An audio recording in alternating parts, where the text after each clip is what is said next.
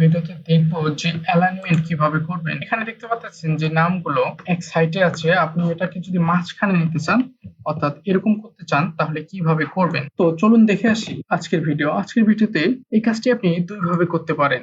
আপনি চাইলে যে কোনো একটি লাইনকে এককভাবে সরিয়ে নিতে পারেন অথবা পুরো লাইনটিকে সিলেক্ট করে সরিয়ে নিতে পারেন।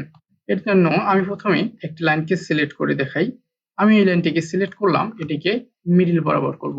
এর জন্য প্রথমে চলে যাব হোম ট্যাবে। যাওয়ার পর এখানে অ্যালাইনমেন্ট বক্সে আসে দেখবেন এখানে আছে সেন্টার ইওর কন্টেন্ট। এখানে ক্লিক করলে আপনার কন্টেন্ট গুলো বা লেখাগুলো বা টেক্সট গুলো বা সংখ্যাগুলো এখানে মাঝখানে চলে আসবে।